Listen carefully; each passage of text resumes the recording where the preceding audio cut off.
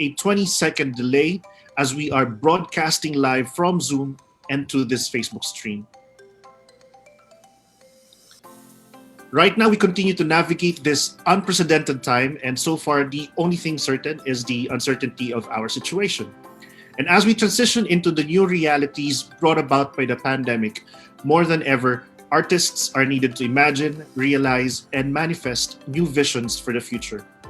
And so we designed this webinar series for you, artists, students, enthusiasts, or anyone who might find our sessions helpful and encouraging during this difficult period, whatever stage of coping or recovery you might find yourselves in. The important thing is that we be together, which is the title of this webinar series. So, just a bit of information about the webinar series. BeTogether is organized by the Theater Arts program under the Arts and Culture cluster in the School of Design and Arts of the De La Salle College of St. Benilde. This webinar series is the first of many offerings of the Benilde Theater Series, or BTS, an interdisciplinary platform for practitioners, educators, and researchers, both locally and internationally, to share their significant experiences and studies in the field related to theater and the performing arts. In its first season, BeTogether convenes Benildians, friends, and partners in the field of theater and related disciplines in the spirit of mutual goodwill and cooperation. It also aims for the exchange of significant experiences and learnings in responding to the current crisis and provide an opportunity to discuss and listen to valuable insights and strategies in shaping a meaningful future for the industry. The webinar series is divided into 3 strands. To Get Here, which facilitates reflections, learning points, and realizations on current mobility and platform restrictions. To Get There, which examines new strategies and approaches in producing and creating productions geared towards sustainability and promotion of our practice. And Together, which looks into viable ways and means to help the performing arts community during the pandemic. We acknowledge that screen fatigue is real. So, we encourage you to go see the webinar sessions that you feel might be useful to you, and of course that you'll help us share the word, especially to people and groups who could benefit from our session. So, just quickly before I hand it over to our speaker, a few housekeeping rules. During the session, we invite you to engage with each other on the comment section of this live stream. Please feel free to contribute your thoughts and ideas, or maybe even share a link or an example relating to the topic to enrich the discussion for everyone. Also, if you have questions for our speaker, please send it through the comment section of this live stream. Or if you want to remain anonymous in asking your question, you can send it through Facebook Messenger by directly messaging this page. We have a wonderful team managing your comments, and we will try to get through as many questions as we can during the Q&A after our speaker's presentation. More importantly, we invite you to help us improve this webinar series by completing a quick survey, which will be posted occasionally in the Facebook comment section of this live stream. We are open to suggestions for future webinar topics that might interest you. A recording of our session will be made available on our YouTube channel in the coming weeks, so please check back to this Facebook page in the coming days for the announcement. Please keep yourselves updated to our upcoming webinar sessions this week and fresh new episodes which we will be creating in the coming months based on your suggestions. And of course, while you're here, might as well like and share our page. And lastly, this webinar series is entirely online, free, and open to the public as part of Benilde's fundraising collaboration with De La Salle Philippines Kada Uno on the project Barkada Uno, Benilde Artists Rising, #Bangon Artista, an online fundraising event that seeks to assist the most vulnerable members of the arts and culture sectors. So please donate what you can, and we appreciate your help. All right, and that's about it. Let's now go to our 6th webinar episode, Independent, Effective Study Habits for Students at Home. I am excited to introduce our speaker for today. She's a freelance personal and professional trainer and life coach, a certified instructor in New Horizons English Language Program, and a member of the Philippine Society for Training and Development. Her work is centered on personality development and administrative management.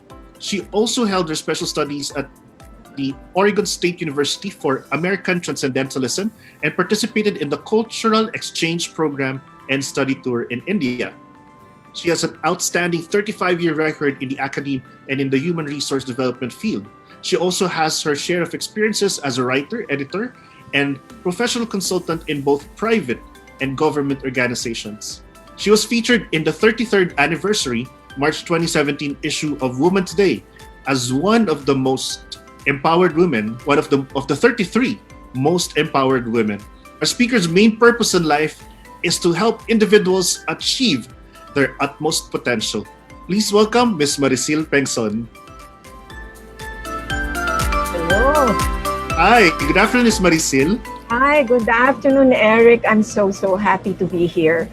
Like I told you earlier, I'm feeling a little nervous, but I'm here to share as much as I can with every one of you who are, listening in on this particular webinar sharing.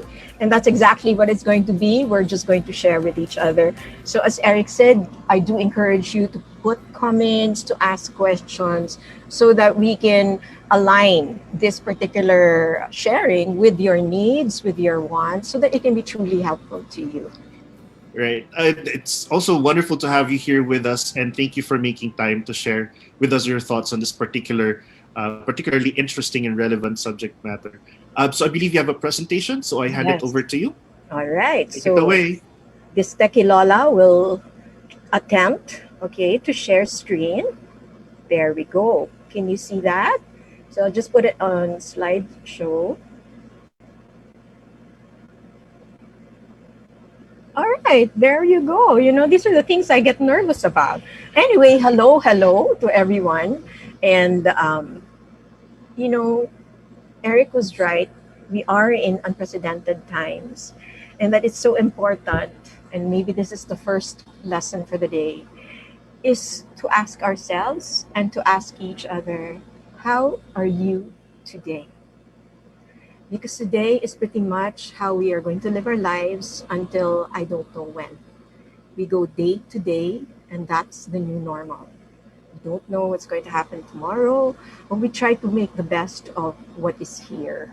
So it's, the whole carpe diem philosophy. So maybe you can share, engage a little bit. How are you today? I'm sure a lot of us, or many of us right now, we are anxious, we are worried, we are also excited about how things are going to turn out. And maybe that's the best thing that we can acknowledge, is that there is always another side to everything. So there are a lot of negativities ongoing, but also at this time, I've never seen so much creativity blossom, simply because of how we are limited in terms of our space, our time, etc. So I hope that right now you are feeling okay. And it's good enough to be just okay. It's wonderful if you're feeling great. And if you're not as okay, as one of my favorite K-dramas would go, it's okay to not be as okay. Because all this too will pass. So my sharing for this day is independent, studying effectively and efficiently, and that it's not just a good study habit, but it is actually a life skill and competency. And I will explain to you why. I have probably the last time I was in school was for a special program that I took in the US. And, since then I've attended, I don't know, maybe hundreds of webinars since the pandemic. So I have been a student. So my sharing with you will bring together all my experiences as a student from way back till the present time. Because, as I will show you later, the reason why we say it's a life skill is because there is a goal that I would like you to be able to achieve. Not just now, not just in the coming years, but for the rest of your lifetime. Now, just some agreements, and I know that Eric already gave some. Stay with me. I know that there are a lot of distractions. I will try my best to make this as interesting as possible, but be with me in this moment. and participate actively by asking your questions. I don't see you guys. I wish I could. That's the greatest frustration about being on an online platform, because I'm really the kind of person that likes to interact. I like to see faces. I want to see you reacting to me, but right now this is all we've got. So please react via the comment section, the chat page if you are on the Zoom, and mute your microphone while you are listening so that we can understand each other. And then I put an asterisk here because I wasn't really so sure how this is going to go. But since most of you are on Facebook, I guess, that's not something that's very important right now. And okay, take notes. It's actually one of the strategies I will be talking to you about later. And this is a personal recommendation. You will see later in my presentation, it's mostly images. And there's a reason why I did that. Not too many words is because I want you to take down notes. All right? Notes are great because one, it helps you remember what it is that you listen to at any time, whether it's a lesson or it's a webinar, it helps you to remember. Second, since you cannot take down everything, usually what you end up taking down as notes are any of the following. One, something that really resonated with you, in which case you know that this is something that is calling out to something in you, whether it's mentally or emotionally. Take it down. And second, maybe it is what you need to be clarified about. Maybe it's the something that you have a question on. And that's why for me, as a student, as a listener, take down notes. So I hope you have your ball pens and your notebooks. So let's begin. Are you ready? Because I'm really excited. So, first, fact, successful individuals are students of and for life. That's why this sharing is not just going to be for until you graduate from college or even your MA, but the truth is studying and learning is something we should do and pursue for the rest of our lives. I love that quote by Michelangelo. I'm still learning, and he said that at 87 years old. Because truly we are wonderfully made, that there will always be things that will open up to us, that will give us new insights, new perspectives, new learning, and that I have to say that because I'm a professional trainer, that once you step into professional life, you will constantly need to learn. It doesn't end with a degree. You're going to have to study how to adjust to the job, what it requires. You're going to have to read through documents and so on and so forth. You're going to have to take training seminars and certification courses. So this comes at a good time, because if you can learn all these strategies I will be sharing with you today, then you are already 3, 4, 5 steps ahead of everybody else who's not at this webinar this afternoon. Okay? Now, what does studying mean? Maybe you can think about that. What does studying mean to you and for you? So, these are some of the few slides that I have words on. So, studying is really devoting time and attention. Now, pay attention to those words: devote, time, attention, to learning. Because we're not just going to study for the sake of studying. Study to learn. And learning means acquiring, retaining, because many times we learn and we don't retain what we learn, and it's going to be very hard to apply that which has not been retained, right? And that, as I'm giving you incentives to keep on listening to me, is because when you have learning and study skills, it will increase your self-confidence, your competence at being able to do things well, because competence means doing things well or very well. Skill is just being able to do something. But I'm challenging you to make learning a competence. And the more you achieve your goals, the higher your self worth is going to be. You're going to see just how much power you have, and how much you have inside of you that can help you to achieve. It also reduces anxiety when you have a system for approaching things that usually concern us, like taking exams and having to submit workload like term papers and all kinds of papers. So um, it's good to learn a few tips about how to meet deadlines without losing your mind, because that can sometimes feel that way, right? It's like, oh my God, I'm losing my mind. There are just like 4 term papers I need to submit. What am I going to do? And that hopefully the skills and competencies you learn will cross over to other life situations at the present and also in the future. Now, 2 things: efficient and effective studying. To me, when I learned this, and unfortunately, I kind of learned it after I was a student, because if I had learned it then, it would have made things a lot easier for me. So when you say efficient, it's doing things the right way. So it's talking about processes, procedures, steps 1, 2, 3. It talks about tips, it talks about strategies, and how to achieve goals in better ways. So I'm going to teach you some ways of efficiency when it comes to learning.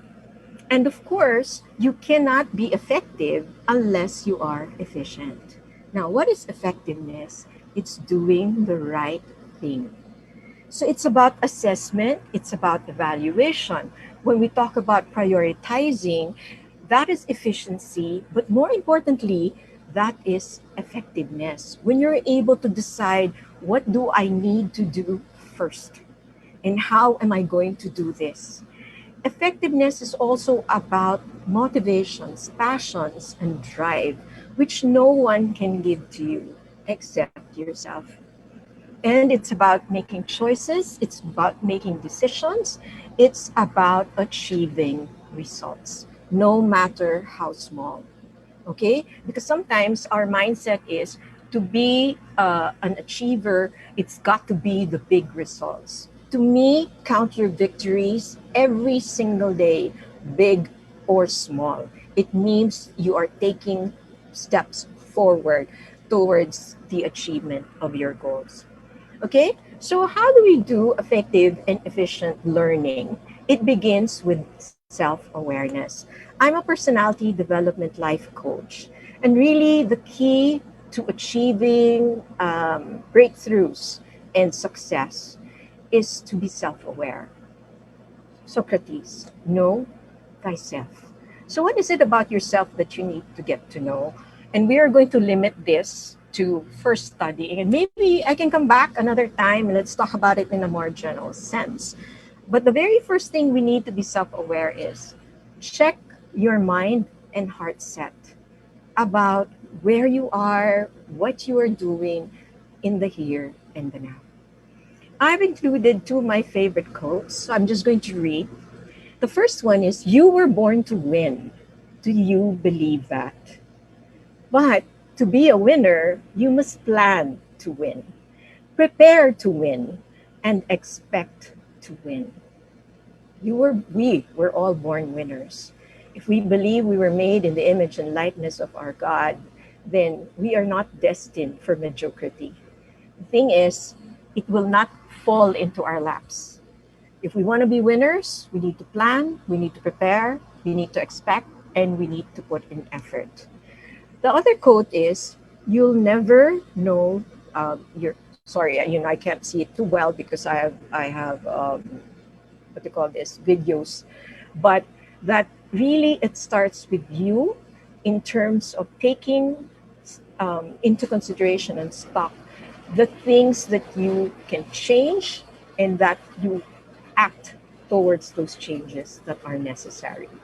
So let's do a paradigm shift. I'm not going to go through this anymore in great detail, but stop studying and start learning. Okay? Because studying is more rote, and that's why we have such negativity about it. But if we shift our mindsets and our heart sets that we are not just studying, we are learning. And what are we learning? We are learning skills, we are learning things insights, perspectives that are not only going to help us now, but will also help us in the future. Oh my gosh, it's raining. Can you hear that? All right. So, first, in terms of self awareness, find your why. Do you know what your why is? Why are you doing what you're doing? What are your goals? What is your purpose? What is your passion? What is important to you? Right now, as a student, what is your why? Is it to get good grades? Is it to achieve honors? Is it just to pass and get it over with? Is it for your parents? Is it for yourself? Is it for your future? Is it to learn?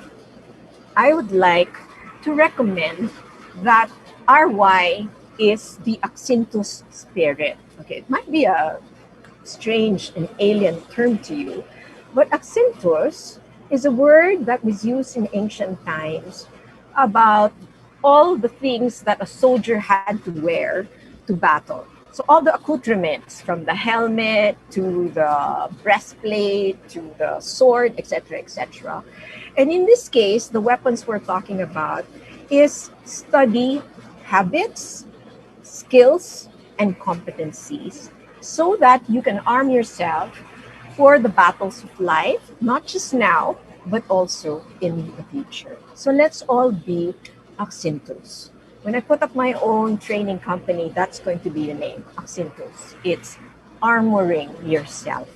It's making the necessary preparations. It's laying the groundwork and the foundation so we win our battles. Second is we need to develop a growth mindset. And what is a growth mindset? It is exactly what it means that our spirit is imbued with this desire to grow ourselves, okay? To be better, if not the best versions of ourselves. Not 20 years from now, not 10 years from now, but now, in the here and in the today. And that we must believe that our most basic abilities, through dedication and hard work, can be expanded, developed, maximized. You know, brain's talent, that's just the starting point. People used to say, oh, they get good grades, they don't even make any effort. It's not really true. They do put in the effort because effort is what pushes, it is the drive.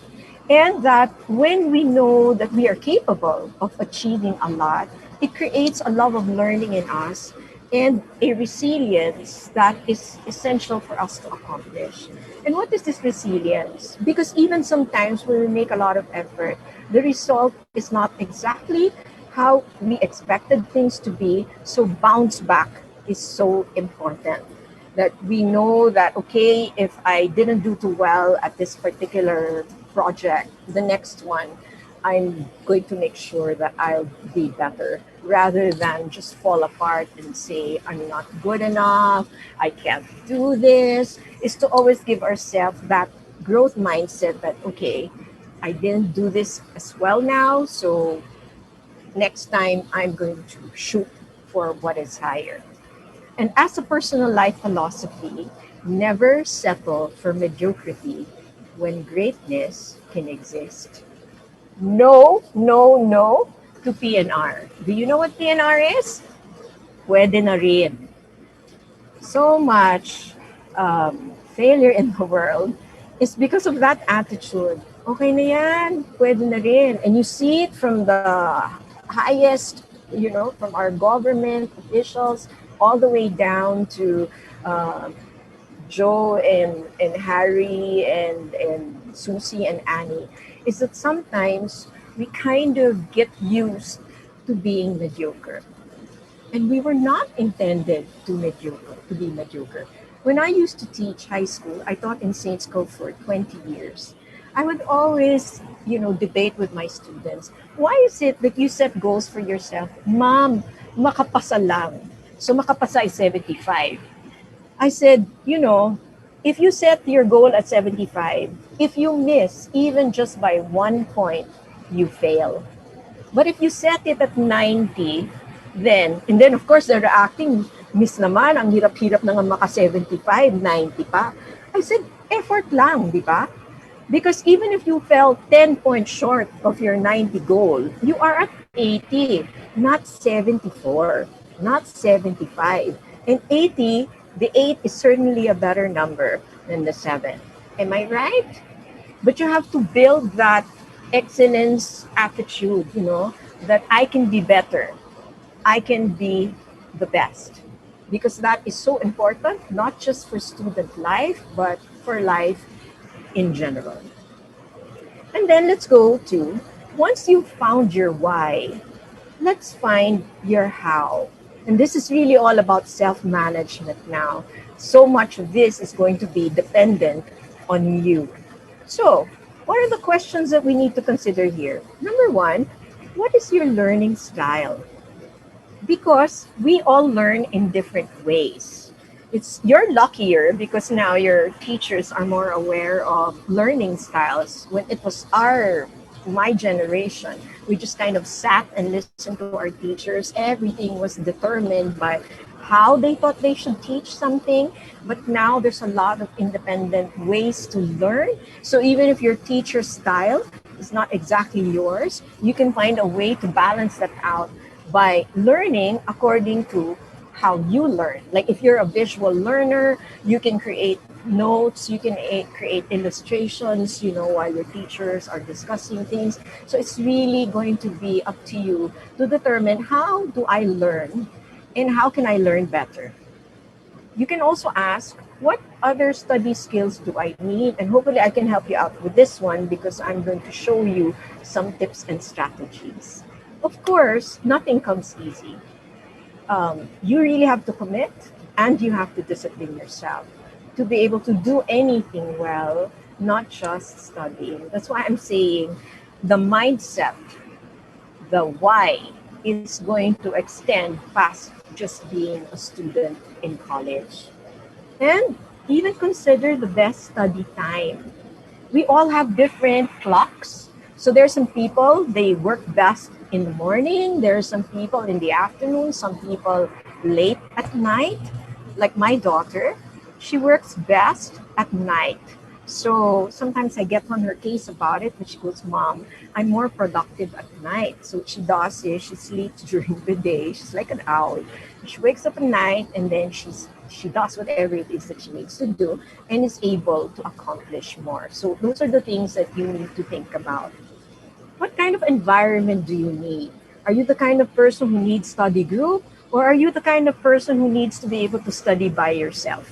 Because, like I said, we have different learning modes. So if you're the kind who needs to study alone, then you should be able to articulate to your friends, to your family, okay, in the next 2 3 hours, okay, put a do not disturb sign on your door, and I need to have my study time. Or if you're the kind that learns more when with other people, then do engage in study groups or maybe even paired or dyad studying. And what are your study plan routine? That one I can share with you.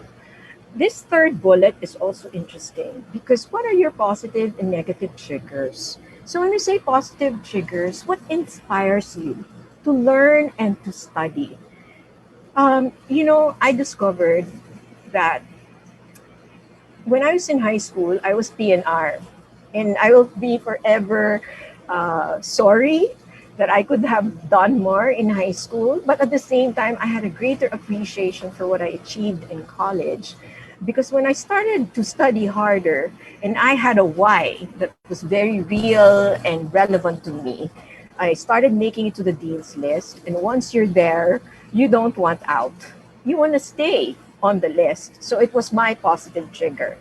Negative triggers are the things that take you away, the things that get in the way of you being able to follow a routine. So you have to know what these are, like distractions. And sometimes they could be friends, they could be family, they could even be your pets. So what are the things that prevent you from, being focused?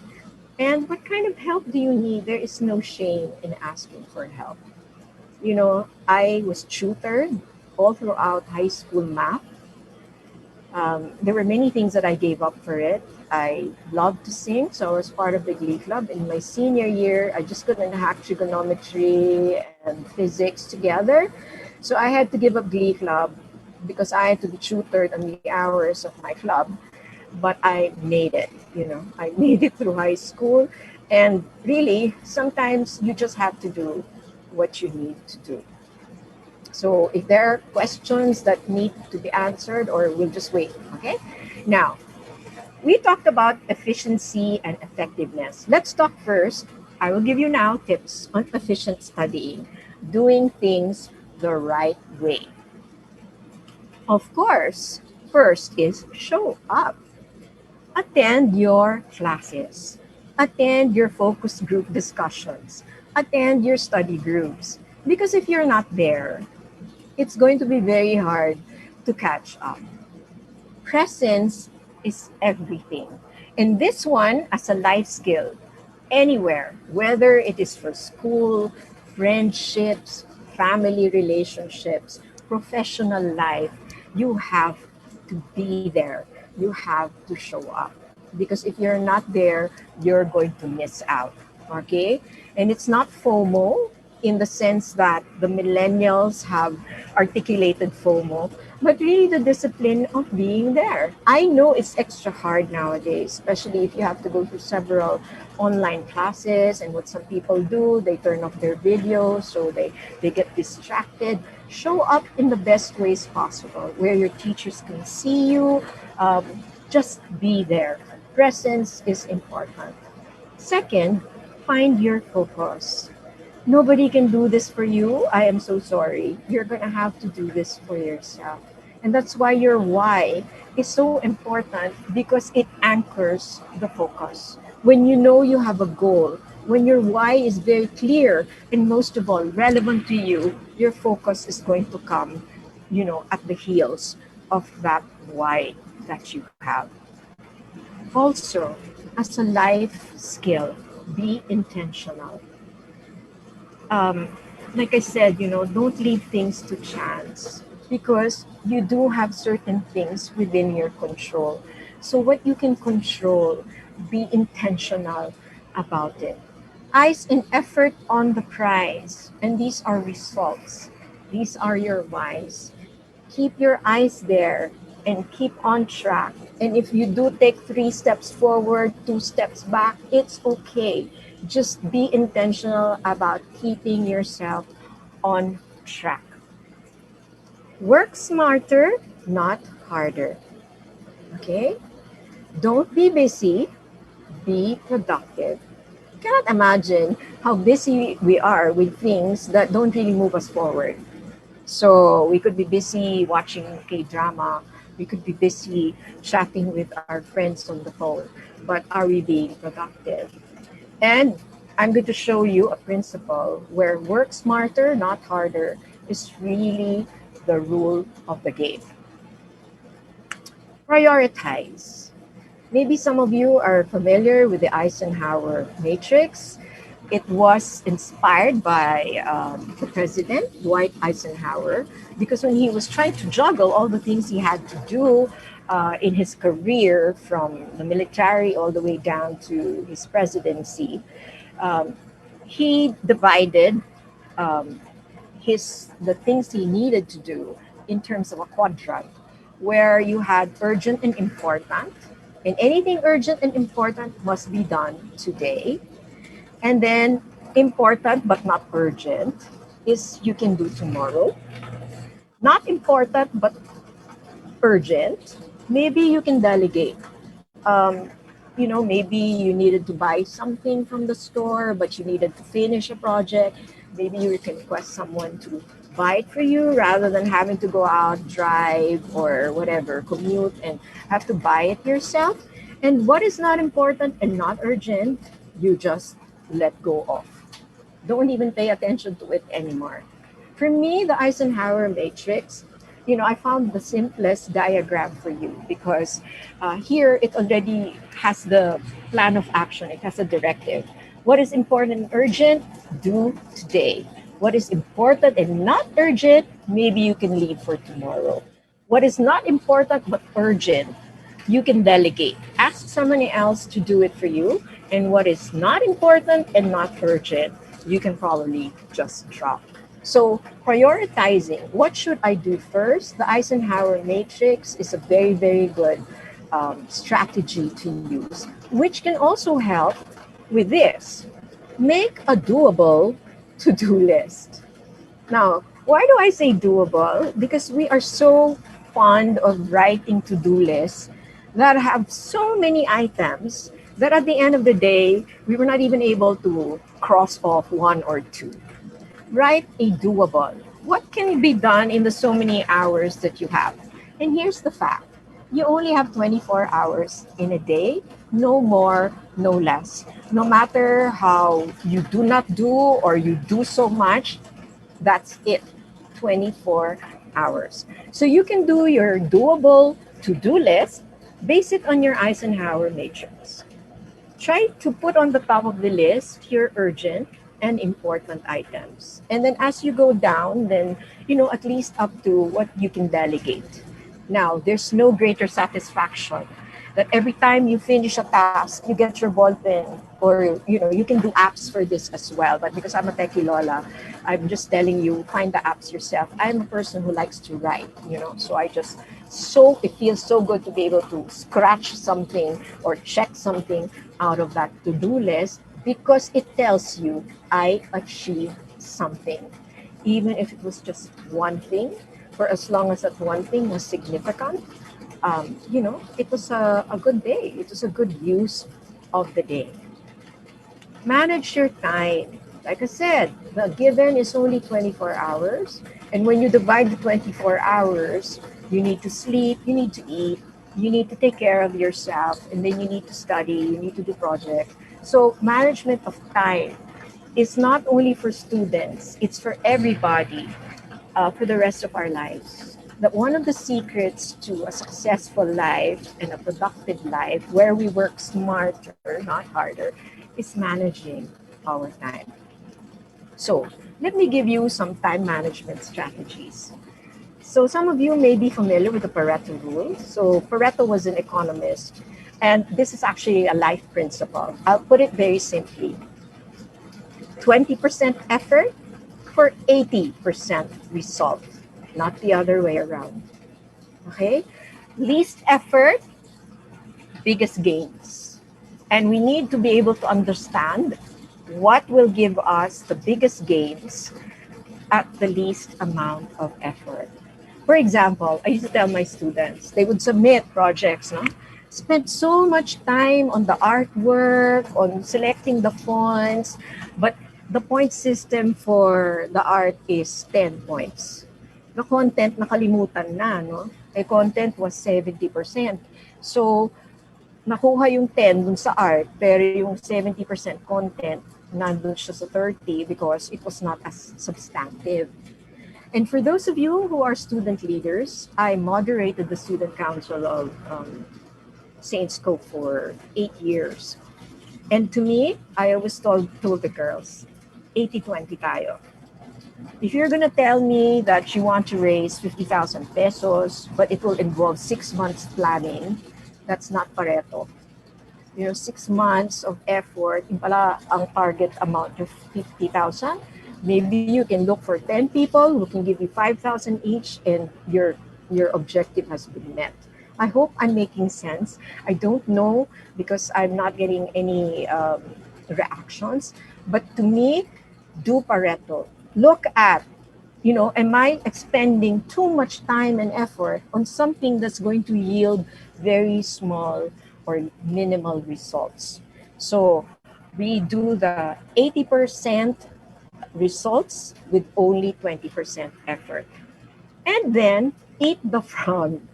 I love this because what do you feel when you say eat the frog? Di ba yuck? In time management, one of the things that we are recommended to do is remove the nasty stuff first. Because usually our tendency is to leave the nasty, yucky, I don't want to do this stuff for the last. And before we know it, we are out of time. We paid attention to all the things that should not have even been paid attention to. I used to do this a lot when I wouldn't want to do what I needed to do. I'd start cleaning my desk. I'd fix all my ball pens by color, by everything.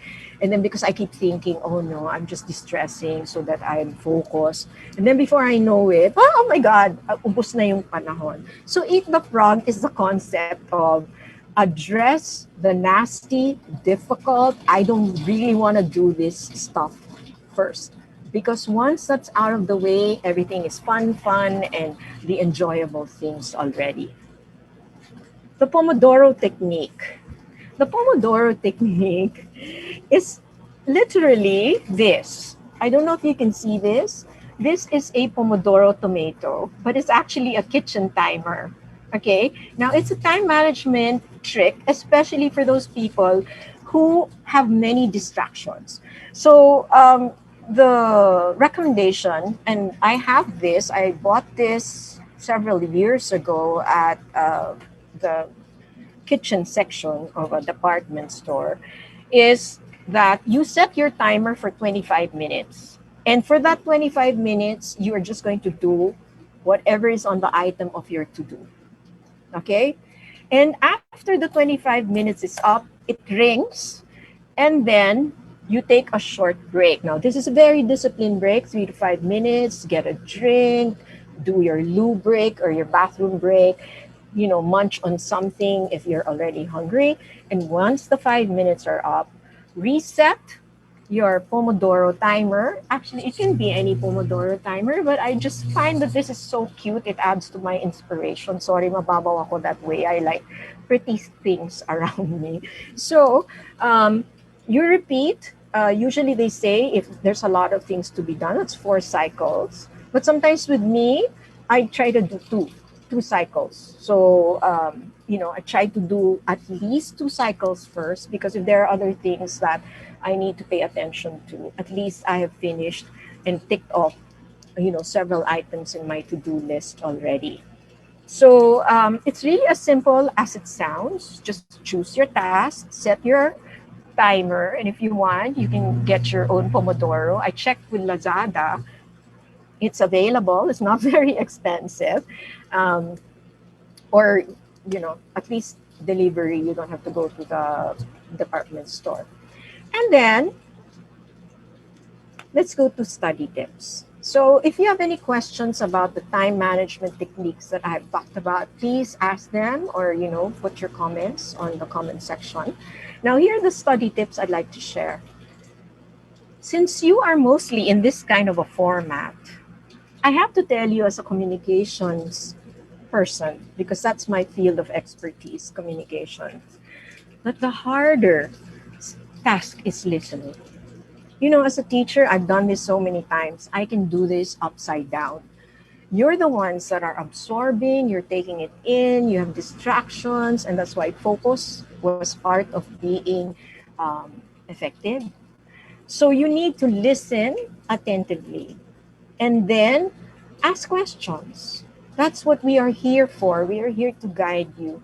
And let me just reiterate something that is a fact. We are not mind readers. When we ask you, do you understand? Is this making sense? Do you have any questions? It is because we can only project up to a certain degree. We're not able to look into your mind. So unless you articulate yourselves, Miss, you use that word. I don't know the meaning of that word, and no shame in asking. Or could you please rephrase that concept in simpler terms? Because that's our duty, that's our responsibility. So if you need something paraphrased, you ask for it. And you, as you're listening, try to express what it is that you're hearing via your notes in terms of paraphrasing, summarizing. And this one, the fourth bullet, tune into the signposts.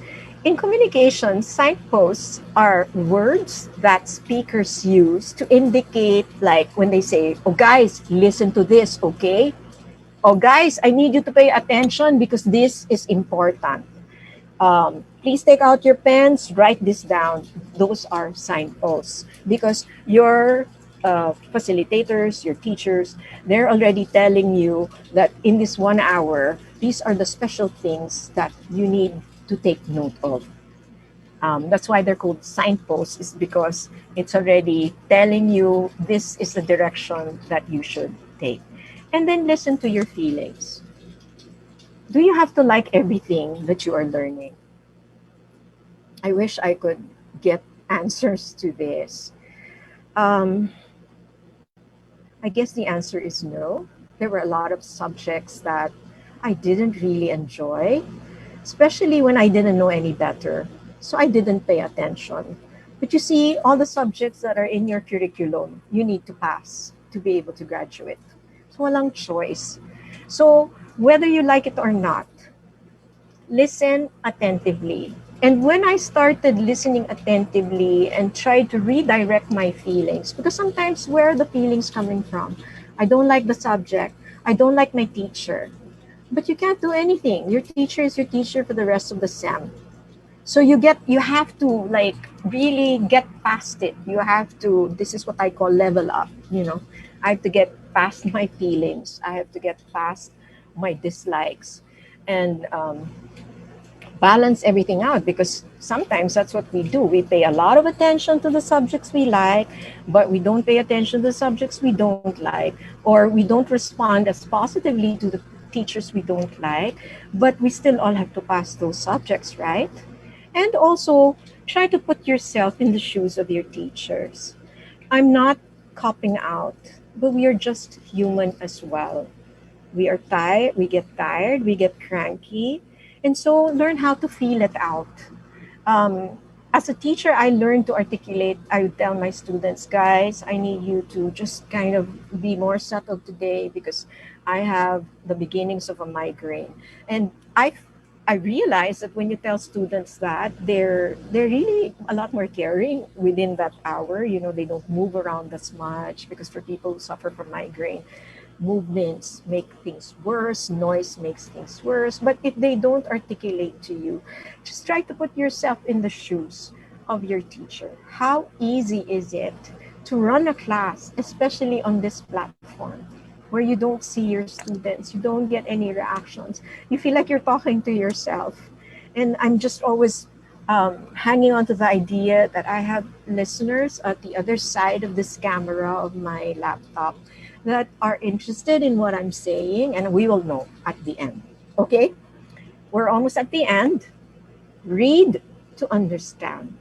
As students and later on as professionals, we are never going to stop reading, and you should not, because reading opens up to us worlds we will not be able to experience physically.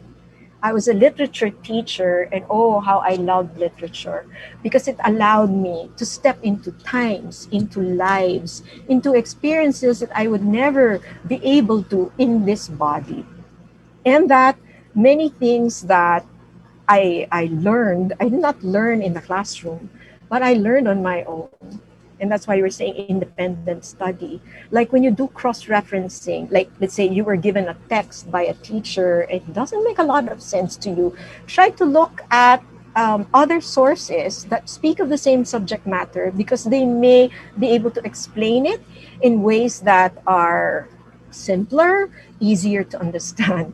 When I was taking my MA in Ateneo, I would always tell my professors that, because we would read convoluted. And can you imagine, when you take an MA in literature, you would be forced to read theory and texts like you're eating bananas, you know, like 4 or 5 books for every session. And I would always say, why didn't they just express it in simpler terms? But you see, the academe is the academe. So you can do that. You can do cross-referencing. Read to understand what is the main idea of the text, the piece, the article, whatever it is that you're asked to read. What ideas support the main idea? What arguments? And then start to relate to it. You know, is it something that resonates with me? Do I have another opinion? You know, how was it organized? Are there new words? Because this is the way you will grow your vocabulary. I'm sorry, I'm a nerd. So every time I come across a new word, I kind of take it down and immediately, and now it's really at your fingertips. Just get your phone and look, okay, what is the meaning of that word and how is it pronounced? So that you hit two birds with one stone. Then summarize and paraphrase what you have read. I do a lot of corporate trainings, and right now, so much on business writing and reading comprehension, because the complaints of the bosses is the younger professionals. They don't know how to read and therefore are not able to report or summarize what they have read. You see, it's a skill that you need for life. And learn how to outline. Okay, like just do bullets, main idea, bullet, bullet, bullet, main idea, bullet, bullet, bullet. Because when you study, you don't have to go back to read the entire text again because you have already expressed the material in your own words. Okay? And remember, I told you agreements, note, note, note. Note it to remember it. So, what should you take down? What you feel is important. What your teachers tell you as signposts. This you need to know. This is important. This will come out in the test. Take note. Okay? And you can only take note if you're listening. What is it that struck you?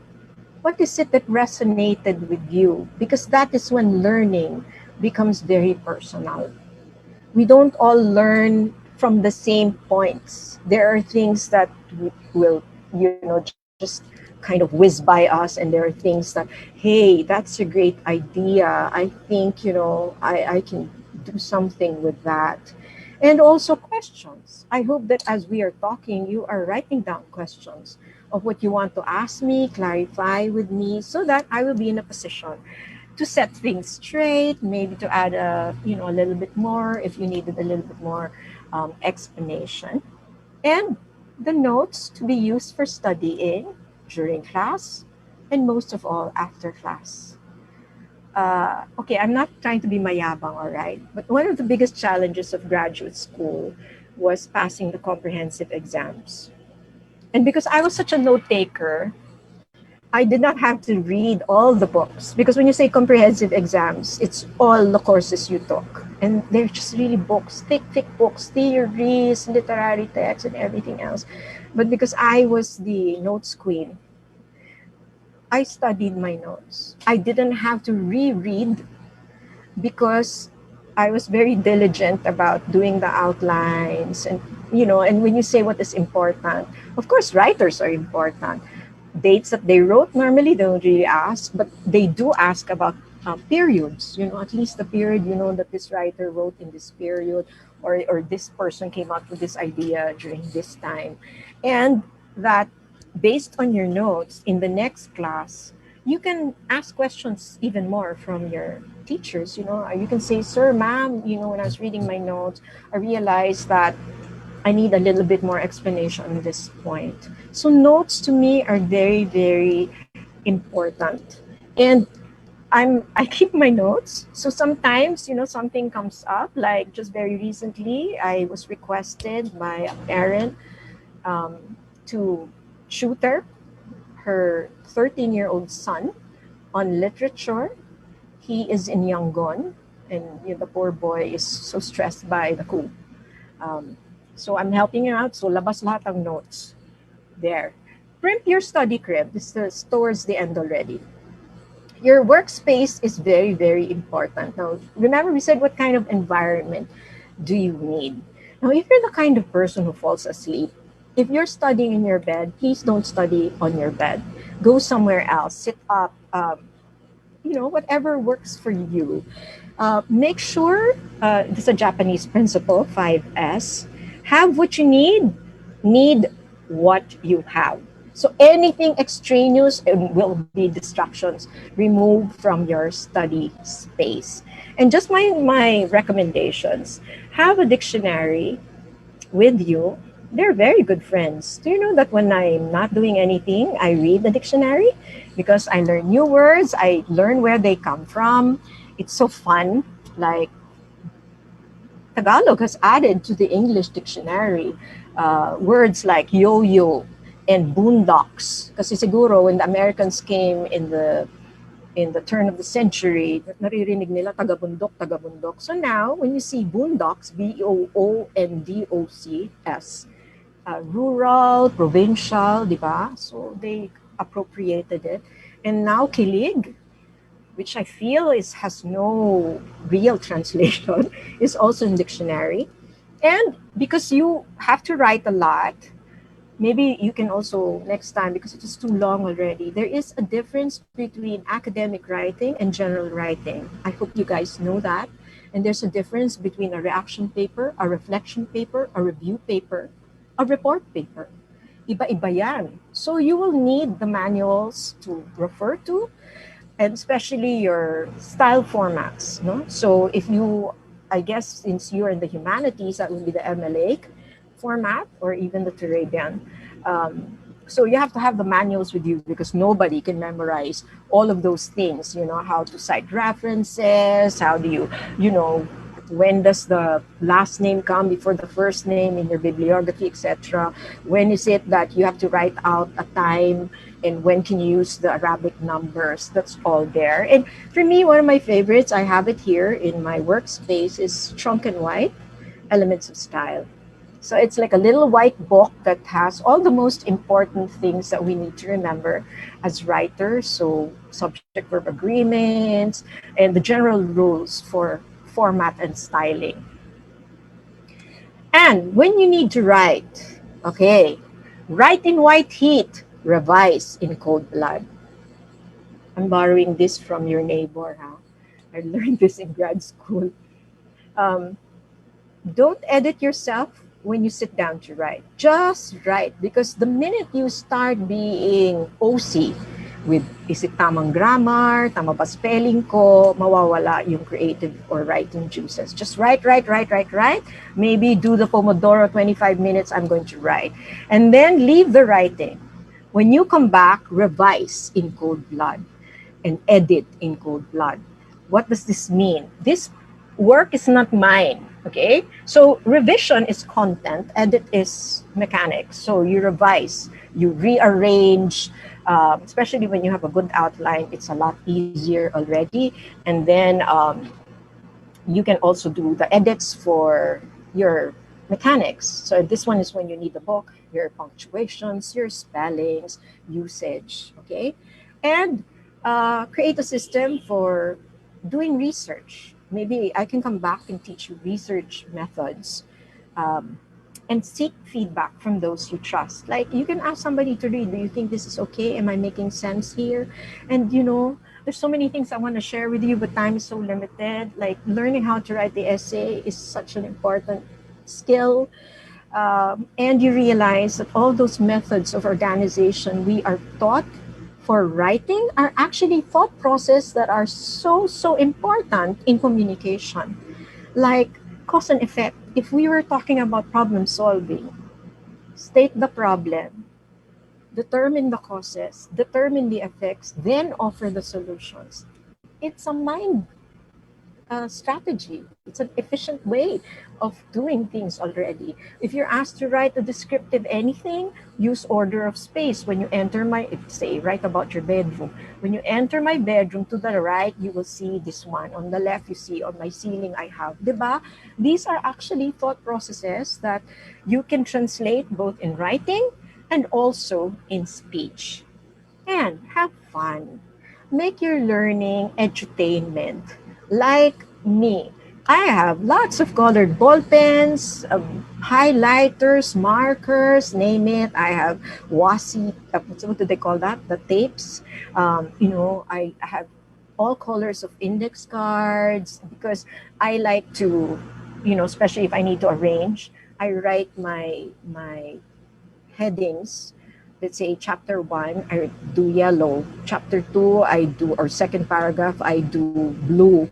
And then it's easier to get the idea. So all the yellows together, all the blues together, all the greens together. And then it's so much easier now to collate and work it out. Also, do have convos with your classmates. Have sounding boards with each other because it's so much more fun. I think, there's several kids who have been found crying during online class. And when they were asked, why is it because the subject is hard? You know what they said? No, we miss our classmates. Because really, what was school about? It was, the excitement going to the classroom, sharing baon, sharing stories. So find time for that, and note that all the learnings that resonated with you, and do take care of yourself. Okay, take the time to take care of yourself, whatever that means. And hopefully it's positive self-care. Okay, we're talking here of doing things that are beneficial. You need a warm bath, you need your ice cold, whatever, drink, for as long as you know that it's healthy and it relaxes you, it makes you more focused. Do what you need to do. Seek help. There is no shame in seeking help. So mag-SOS na kayo if you truly need it. You don't have to go at this alone. And I'm not just talking about study skills and learning skills. I'm talking about mental and emotional states as well. When you're feeling overwhelmed, talk to someone about it. Someone who will just listen to you. And please premise, okay? In communication, you have to tell the people, I want to talk about something, but I don't need advice. I just want to vent. I just want to get it off my chest so that at least the other person will not keep cutting you and giving you advice and you're getting annoyed because you know naman what you're supposed to do. You just need to get it out of your chest. So yes, do all of those things for yourself. And of course, act step by step. Every little step forward is a victory until you reach that ledge where you say, yay, I did it, I did it. Whatever that is. I passed my term paper. Doesn't have to be the end goal of graduating per se, but on a daily basis, the things that have to be done. And in a nutshell, take charge, do what needs to be done, pursue your goals. Look at the big picture. Resilience, the new word. Have grit, be resilient. Validate yourself and take care and celebrate everything. And really be a student for life.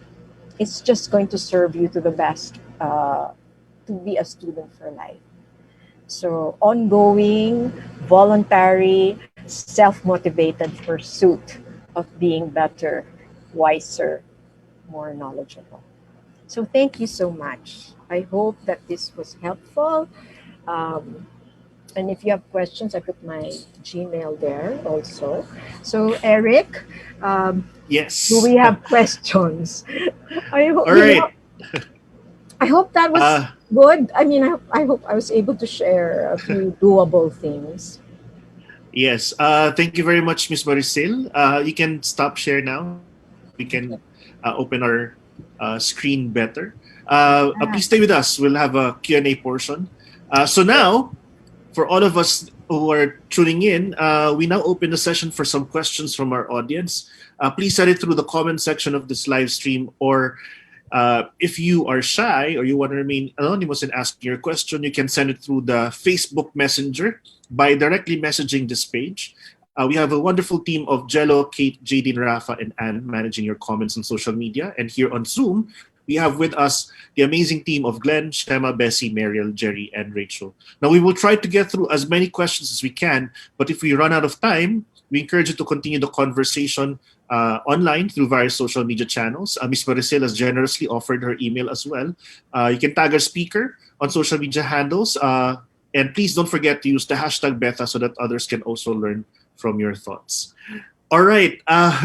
Ma'am, Ms. Maricel, thank you so much. That was an amazing sharing. I mean, you went through an entire spectrum of learning strategies. I cannot stop taking notes. find your best style. And maybe just as an incentive to question, being able to pose questions. I always tell my audience, whether they're students or professionals, just to remember this. My favorite Chinese saying: he who Mhm. asks a question may be a fool for 5 minutes, but he who does not ask may be a fool forever. Um, Wow. you move from ignorance to knowledge when you ask questions Right. rather than, Yeah. ay, kaya naman, oo. Yeah, I know. I mean, I do encounter some students who are afraid of asking questions Yes, for no, no, with no, the no, fear no. that they might be asking stupid questions. No. And Well, if I'm sorry, but if you have good teachers who are really committed teachers, no question is stupid. yeah, Yeah. that's true. That's true.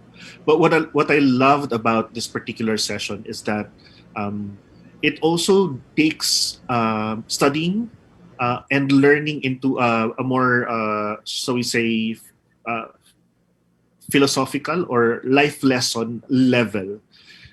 Because a lot of students that I've encountered think of studying as a duty or responsibility just so that they can graduate, like a coursework. Even the term itself, it's just coursework, and they couldn't wait to graduate and be in the real world. But they keep forgetting that this is part of the real world, the studying part.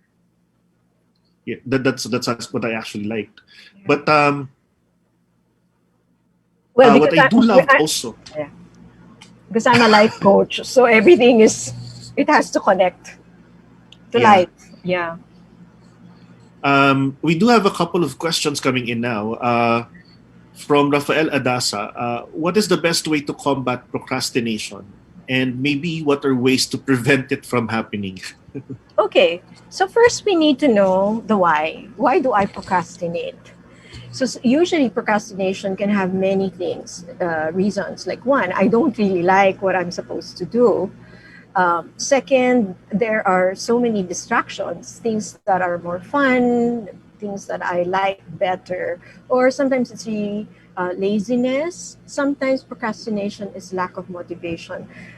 When I do life coaching, I always say, find the why. Why are you procrastinating? Because there will always be a reason. And you will find the answer, and the answer will tell you how you're going to address it. Like, for example, if I'm procrastinating because it's a subject matter I don't like, or I don't like teacher, okay, let's get real. No choice. You're gonna have to go through the subject anyway, so might as well already eat the frog. Okay, this is where the eat the frog comes in. In procrastination, kasi sometimes we procrastinate on the things that are extra challenging for us. For whatever reason, it's difficult, it's not to my liking. But that's why I love that particular strategy of eat the frog already. You know, gawain mo na so that you're, kasi once it's done, then you have all the free time to do all the other things that you want to do. But if you're there, you're doing, let's say you're playing games, no? And then it's there in your head, I'm supposed to do that paper. Oh my God, that paper.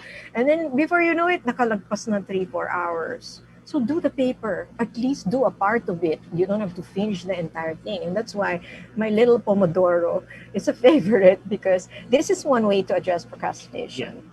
25 is minutes. Mm. I, actually there are a lot of things. If you have the time later after this webinar session, you can look at some of the comments on Facebook. It's just too bad that we cannot see it right now. Mhm. But there are actually some students who already mentioned the Pomodoro right before you discussed it. So Mhm. they are one or two people are aware of the Pomodoro technique. I myself Right. actually try to use the Pomodoro technique. There is an app now available Yes. that you can download, and it gives you the time. But sometimes uh, it happens that I get into this momentum of writing that Mhm. even if it alarms me to take a break, sometimes I still continue, and then I do end up feeling tired, and then I wouldn't know. Most of the time, I wouldn't know if I should have taken a break. But so far, when I follow the Pomodoro technique, it does help me last longer. Yes. Um, Yes. but when I ignore it, I kind of burn out towards the end. Because that's why I gave several strategies, because different things work for different people. Or you can take a Mhm. little bit of, from here and there. Like for me, the Pomodoro with the Eisenhower matrix, works very well, because for me Pareto is no longer just a time management principle. It's effort principle for me, that I must be able to achieve 80% with only 20% effort, you know. Yeah. Um, so you can take a little bit from everything. And like I said, whatever inspires you. So I'm not an app person. So I like to host. Don't you think my Pomodoro is so cute? So yeah. Yes, actually, some students actually commented that it's cute. Actually, Yeah, yeah. the I think well, it's available in Lazada. Yeah. in Lazada, everything is available in Lazada I, now. I know, I know.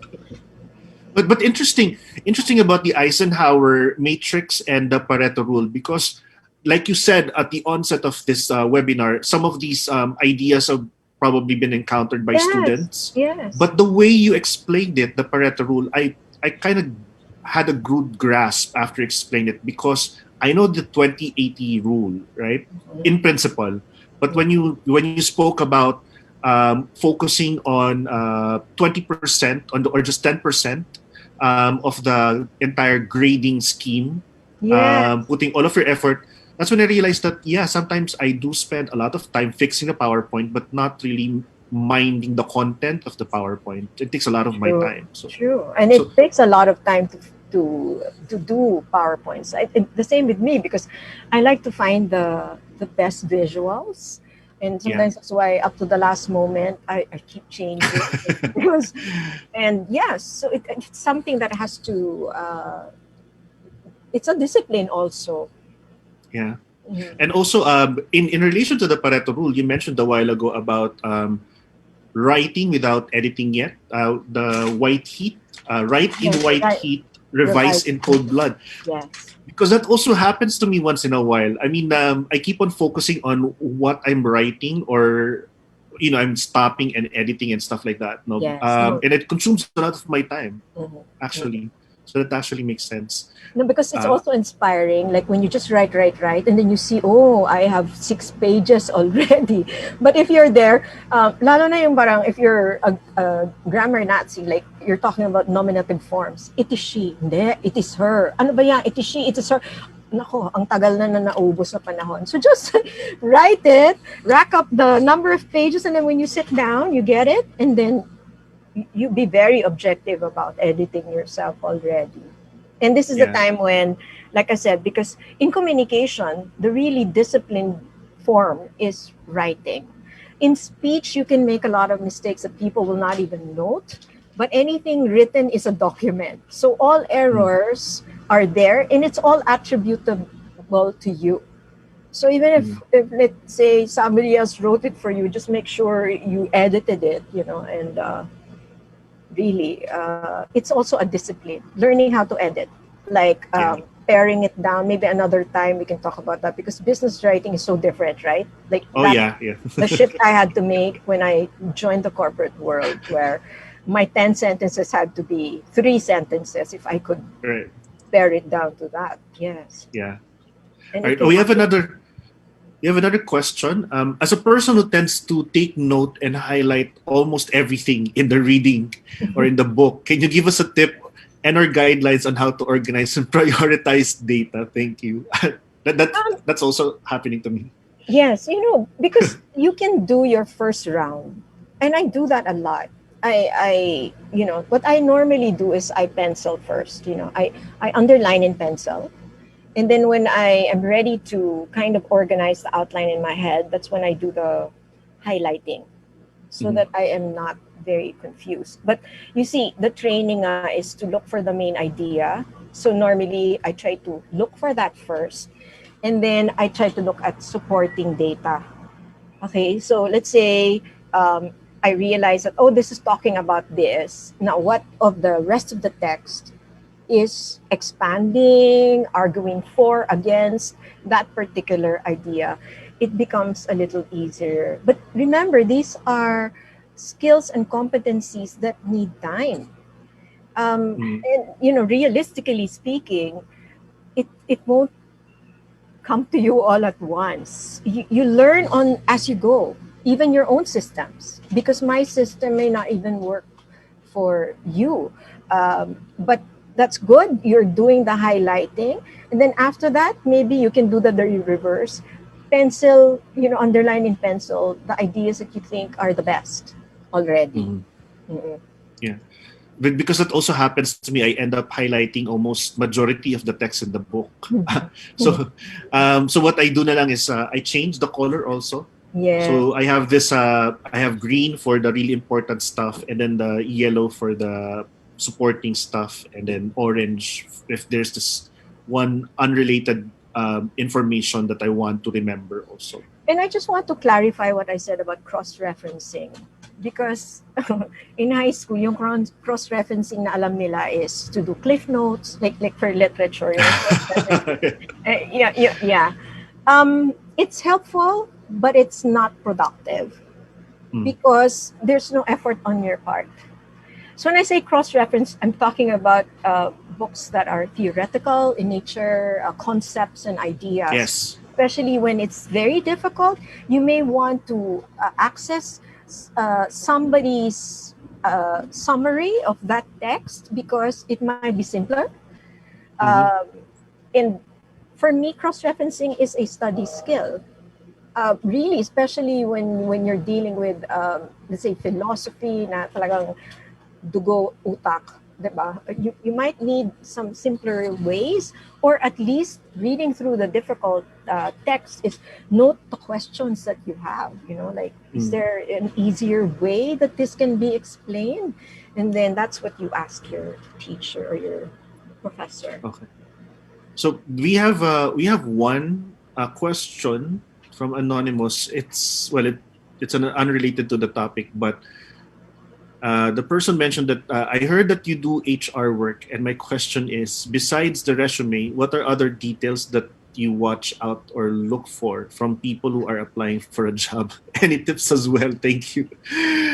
Oh my God, the I think that's interview. good. Yeah, the interview. You have to be able to answer the questions. It's Yeah. just that's the bottom line. Mm, How well do you answer the questions? yeah. But it's And it's a complete. yeah, but because you see, okay, let's make that a study skill. You have to study how Mm, to um, answer interview questions. Like yeah. my daughter worked for HR for a long time, and she said, "Mom, it's almost unbelievable how people come into interviews without preps. You see, studying and learning is about preparation. What are the standard questions? You see, if you're asked, tell me about yourself, and you're gonna read to them what you submitted in your resume." My daughter says, "Yun na yun."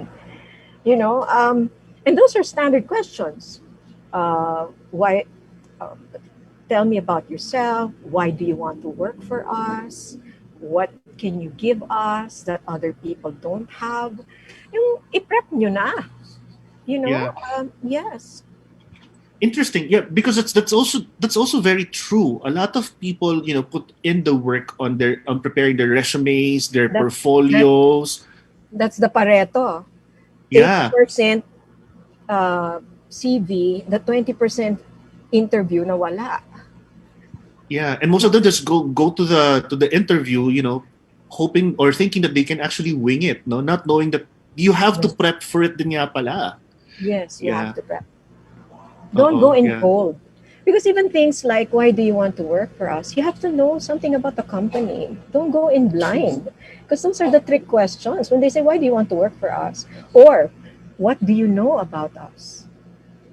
Yes. God, if you cannot answer that question, hindi ka na ma-hire kasi parang ang random lang, di ba? Ang random. Yeah. Basta kung sinong pumasa sa interview. But the interview is good because if you are scheduled for an interview, it means you passed the first test. Your Mm, CV was interesting enough to give you the time to listen to you. Now, the thing is, don't waste their time. that's true. Yeah. That's true. Yeah. Okay. We have a question from LA Manalaysay from Facebook. This pandemic, malaki po ang impact ng family issues sa online classes. There were times na nahihirapan ako mag-function dahil sabay-sabay yung conflicts. I've been anxious for many months, but I find studying as my escape. Is it normal kahit imbalance ang mental health condition ko po? First of all, I think yung anxiety, all of us are feeling it. You are not Mm. alone.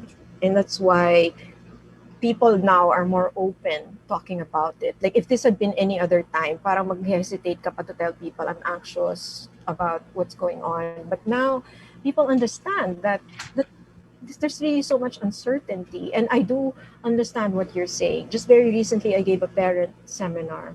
Um, Parents, children, you are all anxious, you are all stressed, and you just have to empathize with each other. You know, parents are concerned, especially when they're older, health issues, if there are job issues as well.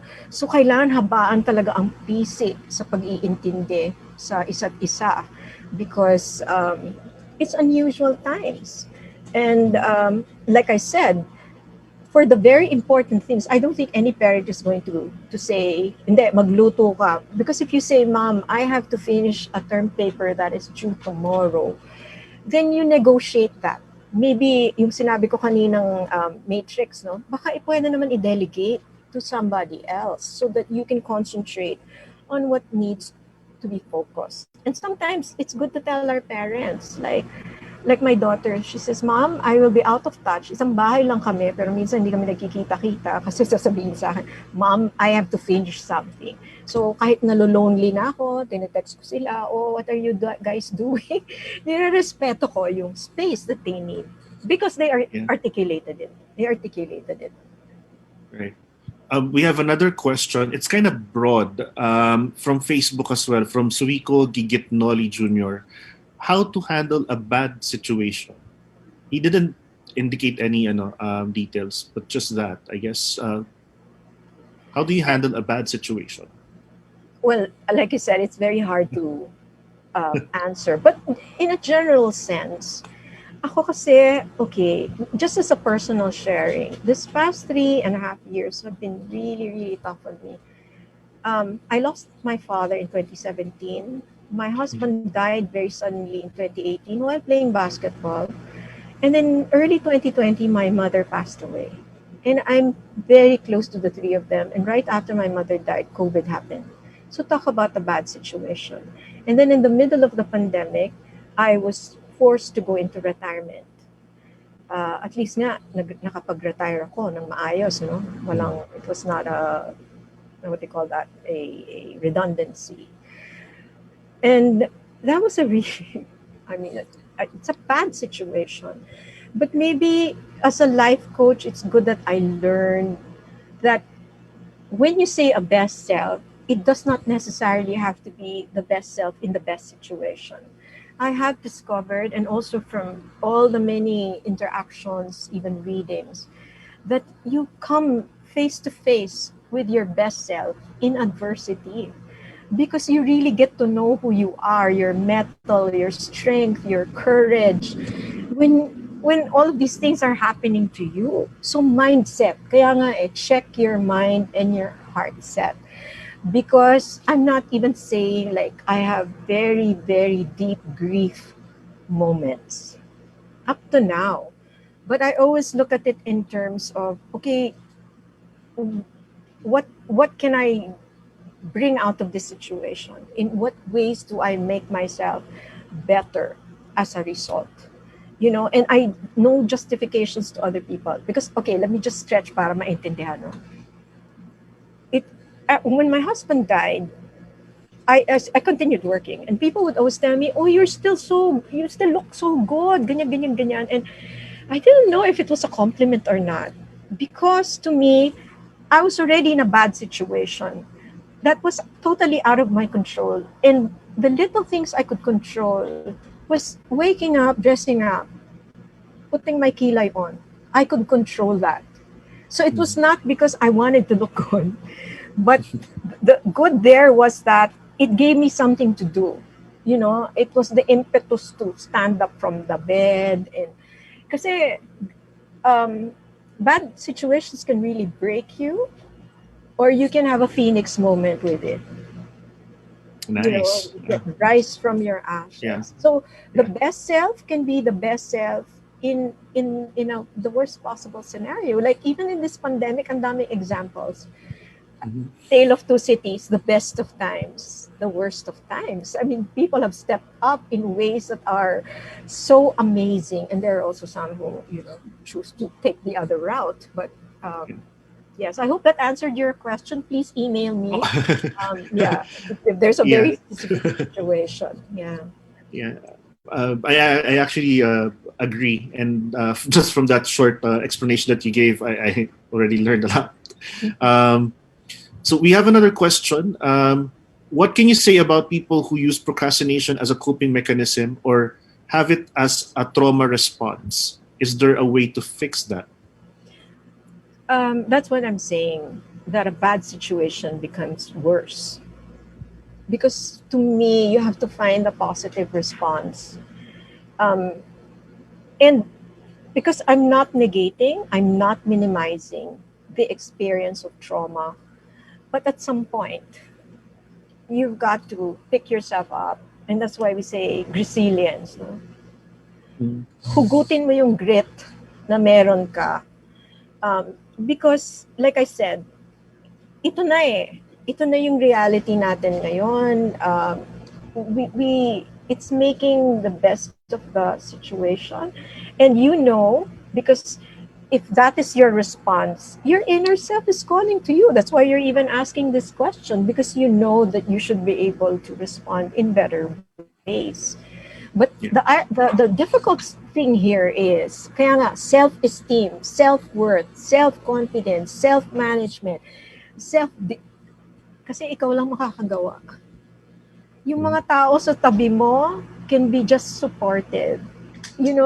Even kami, when my husband died, kaming mag-iina, we were grieving in different ways, and we just had to support each other, by saying, oh, did you finish her like that? Because really the tendency is to just want to lie down and cover your head with a blanket. Pero, it's i-encourage, pero in the end, decision mo gumising ka, tumayo ka, mag-toothbrush ka, you know? Because sometimes it has to boil down to that. It's feeding, stand up, stop the Netflix, pick up the book. Okay? If you cannot focus, at least one paragraph, one page at a time, but you've got to move yourself. Even just half a step, one step. Kaya nga sinasabi ko no victory is too small. If for a few minutes you were able to address your procrastination, give yourself that pat on the shoulder. O sige, nag-slide ako uli. O sige, pero pick up ko na naman uli. Kasi ganun lang eh. Sabi nga nila, it takes 10 days to form a habit. So even our procrastination was formed in about the same amount of time. Nagiging procrastination is a habit. It's the habit Yeah. of not doing what needs to be done. So let's answer by doing what needs to be done by the strategies. Eat the frog. Do your Eisenhower matrix. Yeah. Yeah. Actually. And to be honest, ang dami actually strategies, no? Na Yeah. nabigay mo na. I mean, this entire webinar session is brimming with practical tips on how to study effectively. And I hope a lot of our students who will be watching this webinar will pick up on all of those, no? But I also encountered some students who are afraid to read. They're so scared to read. They always say, I don't read. I don't like reading. Do you have any advice for students? Because you mentioned a while ago that you have to read, and it's part of your learning process, your journey as a person. Yeah. No? It's So, one what of is your advice? it's one of the must-haves eh. So like to me, you don't have to like reading, but you need to do it. And even me, I'm a reader. I'm a voracious reader. There's not a day that goes by I'm a reader. But there are things that I have to read that I don't like to read. But because I give myself a why. Why do I need to read this? Because I need to make a report. So I will read it. Now, Yeah. in the end, sabi ko nga, check your feelings. Nobody's saying you have to like it. Diba? Like, when I started teaching literature, oh my God, Miss Ayanik, I want all my students to love literature. Do you know that by the end of 2 years, if I can get you to appreciate one book, one poem, one essay more than you did when we started, I'm good with that because there really some people it's not their thing. Yeah. Oo, pero you cannot go through life without reading. Even if you go to work, documents, Yeah. magbabasa ka, minutes of meetings, and pag hindi ka nagbasa, pag nag-usap na, nag-discussion na, paano ka magko-contribute. So yun yung why. I don't like it, but, yun. Yeah. Well, I do have an experience with a graduate, no. Hindi rin siya mahilig magbasa, doesn't really like to read, but um, when he found value on something that he is doing right now, Yes. and then he found a book that will help him, um, mas nagkaroon siya ng interest to read that book actually. Mm-mm. So I guess also finding your passion on something, no, are aligned to what you're doing can also Yes. help. The why. Find your Yeah, why. yeah. Because, But if, of course, the why, when it's the positive why, wow, di ba? But when the why is actually mabigat sa damdamin, kailangan konti pang push. You have to push yourself yes, even more. Yun yung yeah. determination. Actually, that's what I also liked about that particular advice. Yung get past your feelings. May Yeah. nag-quote nga nun ulit sa Facebook because that's a common problem for our students. You know na they don't really like the subject that much or they don't like what they're learning, especially math. Yeah. So, but by looking at the why and just focusing on the small tasks that they need to accomplish, maybe they might be able to finish that particular assignment. Yeah, because even yung personalities, no? Like when you start working, you cannot choose your teammates. You cannot choose the people you work with. There's somebody there that you're not gonna like. So let's not think of it in terms of I have to like everything and I have to like everybody. Ako nga sinasabi ko sa corporate life, sa relationships, we just need to be able to work together. I don't have to love you. I don't have to like you. I just have to be able to work with you. So if you have a group mate, let's say that's what's getting in the way. Um, what you call this? Get past the feeling. Yeah. Nayayabangan ka, naiinis ka, nalalazy ka, and then assert.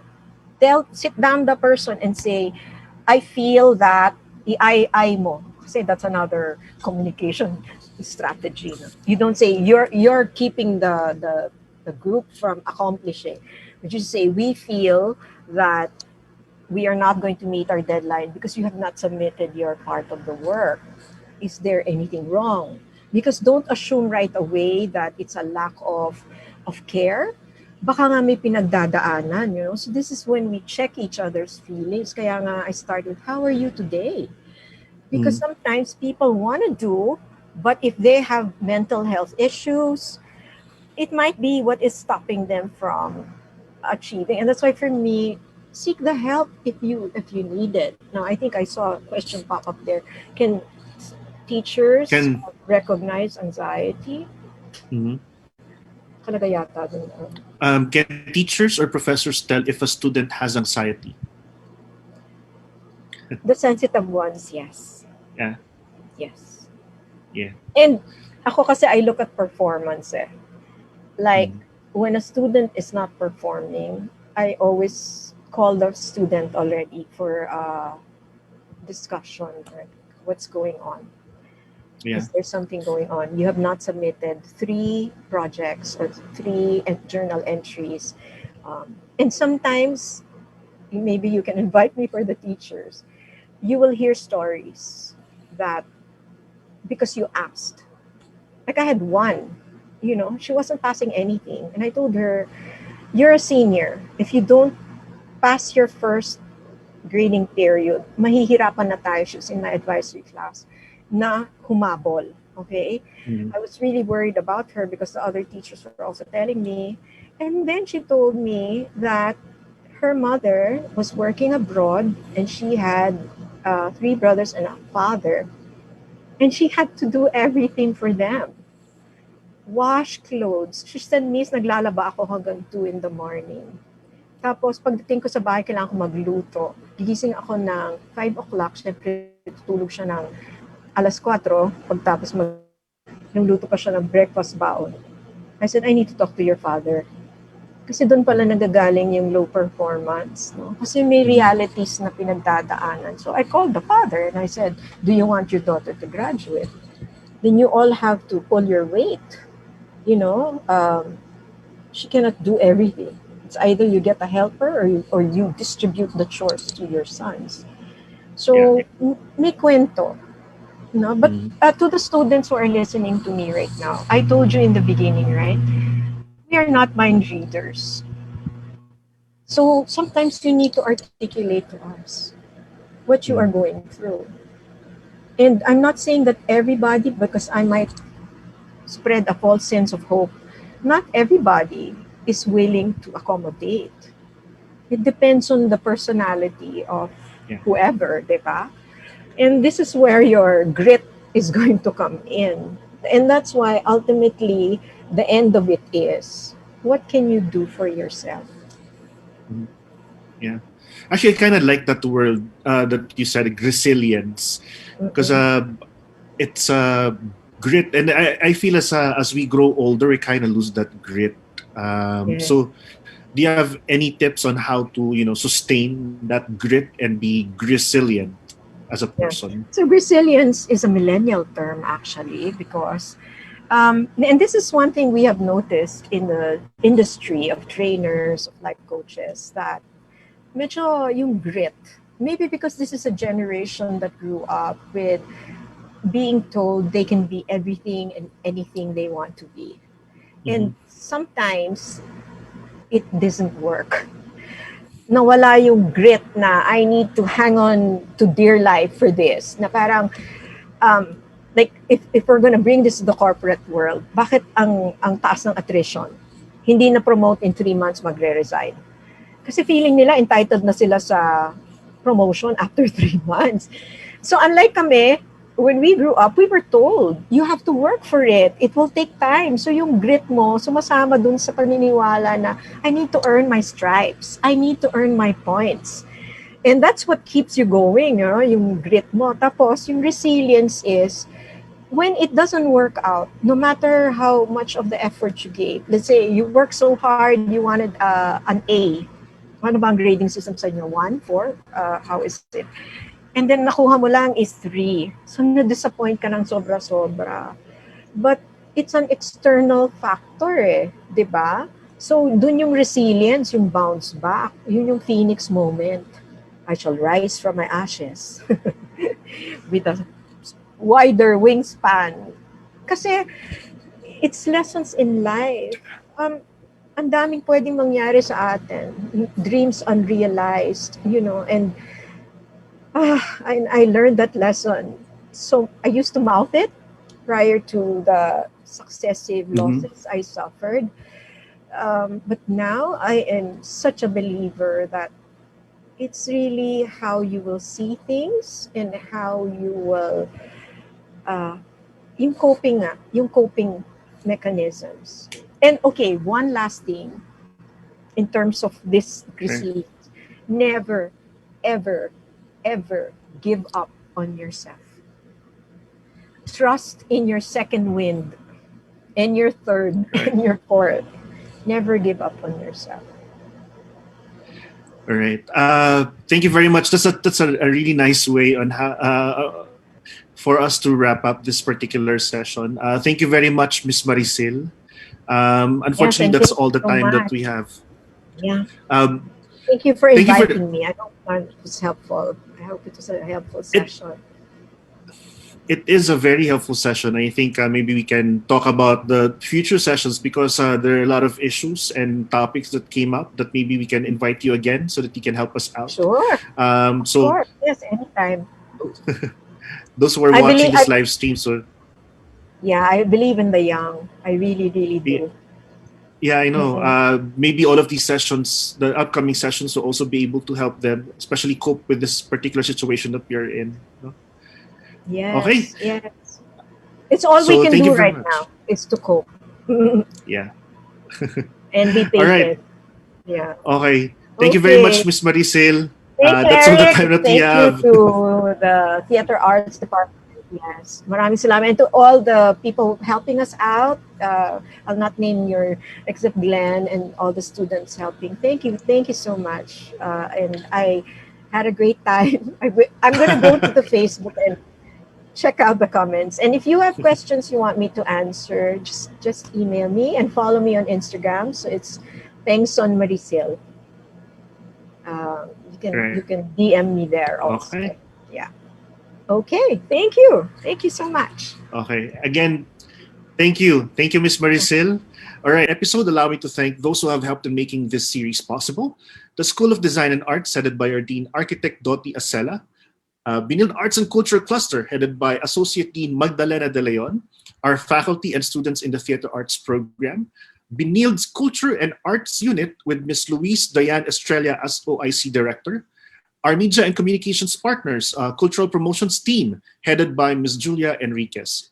We would, of course, like to thank the invaluable efforts of our OJTs from the Theater Arts and Production Design programs. Again, we thank you all for joining us today, and we hope to see you tomorrow, same time, same channel, for our next webinar. Thank you very much, and have a great day.